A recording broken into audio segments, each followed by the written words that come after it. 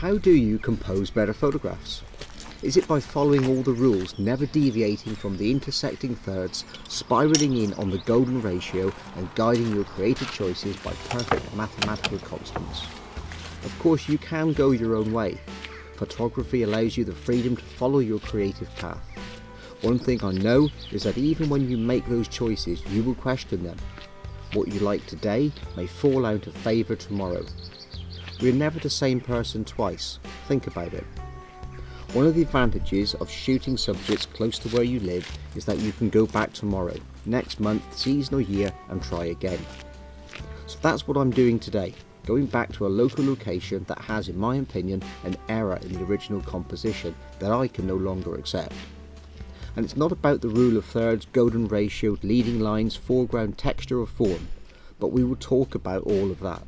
It's something far simpler. Stay with me and find out what it is. You're part of the photography community that gives me so much, so it's time to give back to all of you. It's my mission to inspire and pass on my knowledge, passion and skills. You can subscribe using the watermark button on the screen. Ring your bell to make your subscription count. Please stay to the end and comment. It's your feedback that keeps the channel going. Okay, so that wasn't too bad a walk. Finally, we're up here at the location where I was probably, I don't know, 12 months ago, maybe less, maybe more, I don't know. But I have been here before and I have shot this location. I haven't vlogged it before, so unless you've been to my Northmore 20 portfolio on my website, you probably wouldn't have seen it. But the reason I've come back here is quite simple, really. When I took the last picture in the field, I worked very hard to make sure that the composition was right. But there's one thing, one very small, inconsequential detail that maybe 90% of people haven't picked up on unless you're a photographer, that really, really niggles me and annoys me that I didn't get it right in camera at the time. I knew about it at the time and I thought I'd corrected it at the time, but I didn't get it right. Now you've already seen the picture. In fact, I'm going to put it up again now. See if you can see what the point is. I'm not going to tell you what it is now because I'm going to talk it through over the other side of the wall when we shoot the composition, because the image that you've just seen was taken from that side, not this side. So I'm going to climb over there, you're going to come with me, and then we're going to have a look and set up the composition and talk it through.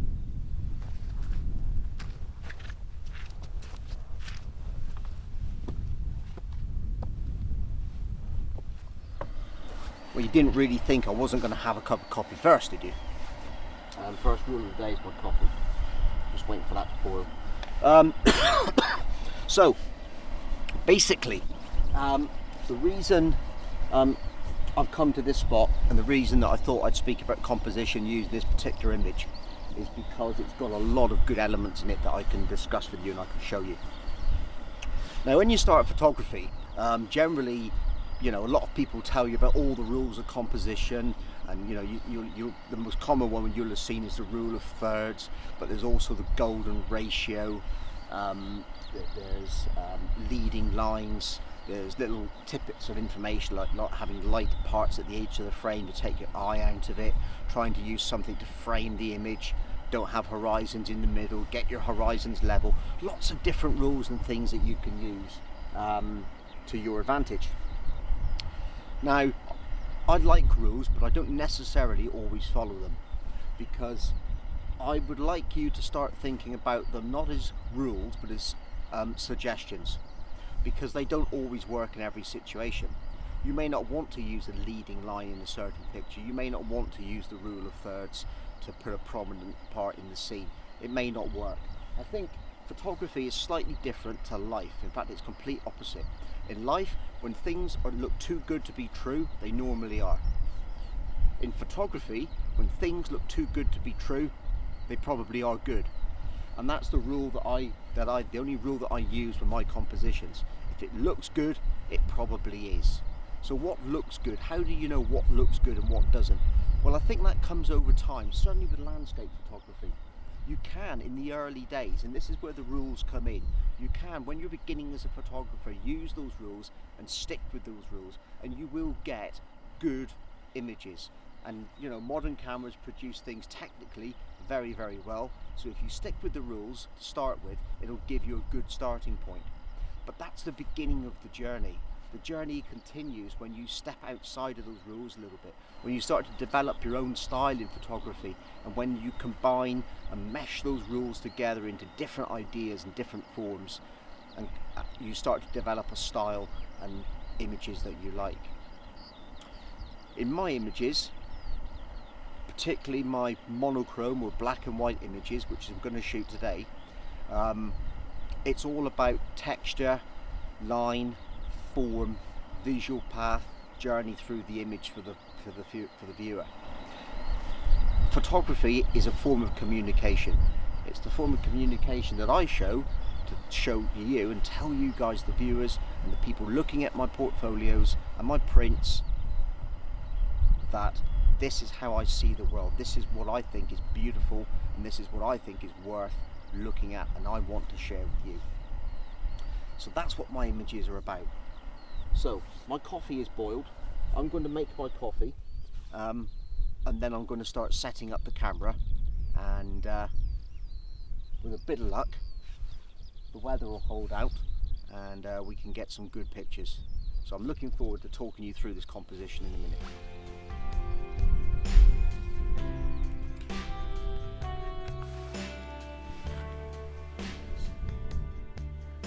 So one of the first things I do, guys, every time when I start to look at a composition and where I'm going to actually take my pictures, I don't put the camera straight on the tripod. The danger of putting it straight on the tripod is it's locked in place. That's it. Once it's there, it's there. You're not going to pick up and move the whole tripod as much as you would be able to walk around with your camera, try different angles and different compositions. So I've just been doing that now, and I've kind of I've settled on what I want, but I've got to try and just get it exactly how I want it, because I want the wall to take up as much as the bottom of the frame as possible. But I've got to get that angle right. I've got to get it right so that I'm down reasonably low, and that takes you into the frame. So now I know roughly where my tripod's going to be. I kind of visualize roughly where I'm going to have the height of the tripod and what I'm going to set it up at. So we're going to set the camera up just about here, and that kind of gives me exactly what I want. Okay, so let's do that now.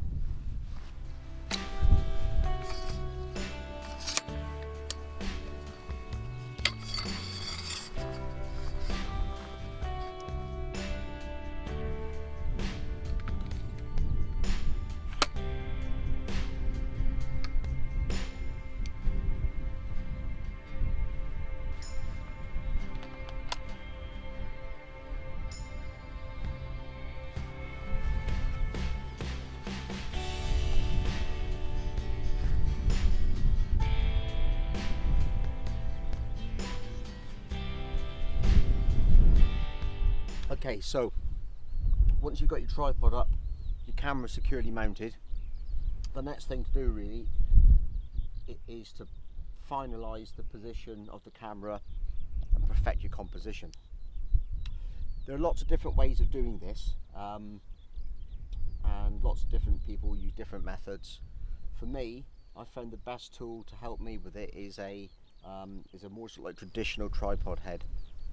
So this is a 3-way pan and tilt head, and it gives me the option to sort of alter pan, tilt, rotation of the camera separately.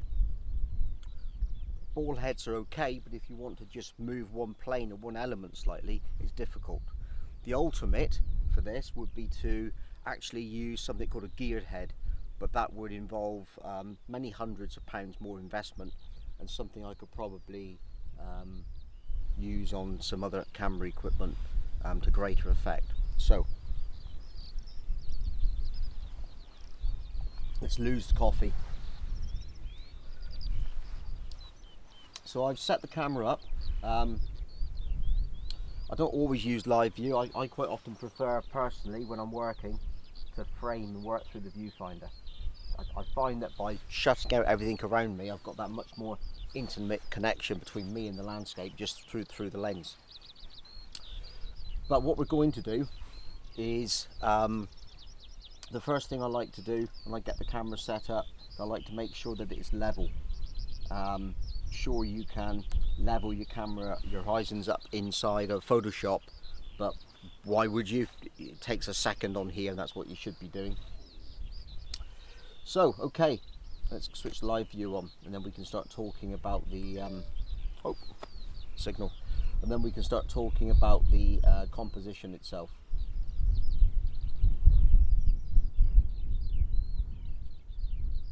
So to do that, I'm going to try and bring you a bit closer into the frame, and you'll be able to see what we're talking about. So let's get you in there so you can see. Okay, so I hope that you can see this and it's coming out, and if the sound's gone a bit loud, then it's because I'm stood so close to the microphone now, camera now. In my previous picture, there was a problem. I hope you've all guessed it and shown already what it is. And the problem, and I can zoom in on it on this one to show you, was right here. So let's just zoom in, shall we? The problem that I had is that wall there was touching that gatepost there. That's all it was. And that one little thing really annoyed and niggled, and I wanted to get rid of it. And that's all there was to it. So I'm going to try and perfect the composition a little bit more, because I actually want to have a little bit more of the foreground and the wall in. I think something like that. We'll bring the information back up. Yeah, okay. So the idea behind this picture is to have it set up so that you can see the wall going from this corner, snaking its way through the picture and meeting up with this line of trees in the distance. Now, then the trees slope off to the left. So you've got this curve, and then you've got this diagonal line. The other thing that we need to make sure of, that I don't make another mistake, and let's zoom in and have a look again, is that the wall here mustn't touch those trees either. So I need to bring it all up a little bit. So I'm going to adjust the camera up a bit just to get rid of that.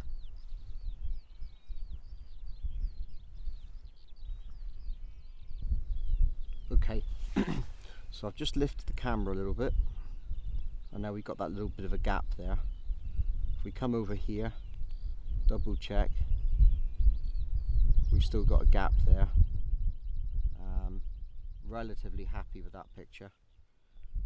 Just starting to get some great light now. Exposure is going to be a little bit tricky because of the sky. So what we're going to do is quickly we're going to shoot at f11. We're going to focus about a third into the frame.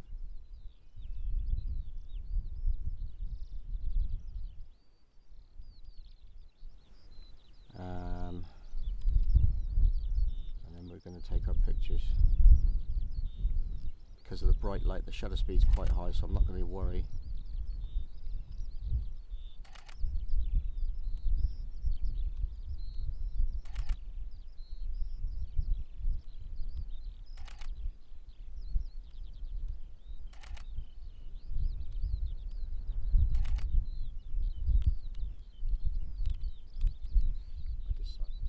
Okay, so like I said, I'm sorry I had to cut off there and take some pictures quite quickly because I think we had some brilliant light just fall on this wall and I didn't want to miss it. So hopefully I've actually captured that. I can get back to talking to you guys again now. So we've adjusted the composition. we've got it exactly as we want it. And let's think about some of the rules that we were talking about earlier. I'll get rid of this information on the screen. So on here we can actually,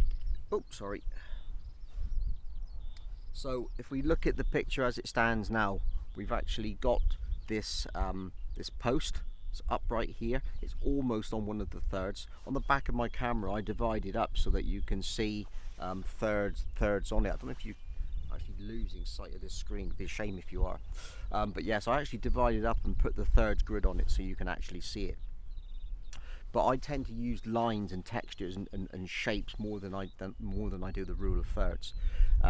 It just happens this time that this upright post, which I like because it's not dead vertical, just points up into the sky a bit, and it's got some lovely side lighting on it, and it just happens to fall on that right hand third. But what I really like in this picture, as I was saying before, is that we've got this curved stone wall coming through the image and snaking its way through and meeting up with these trees on the horizon, and those trees then just slope off into the left, and your eyes sort of like stop being taken out of the edge of the frame completely because the hills in the background are a little bit darker. Today it looks like we've got a great sky. Get this back up on the screen for you. Today it looks like we've got a great sky up on the up there as well, which is scudding across, which hopefully is going to give us a really nice sort of like moody mono image. In fact, I might even get some nice color pictures out of this as well, which is unusual for me.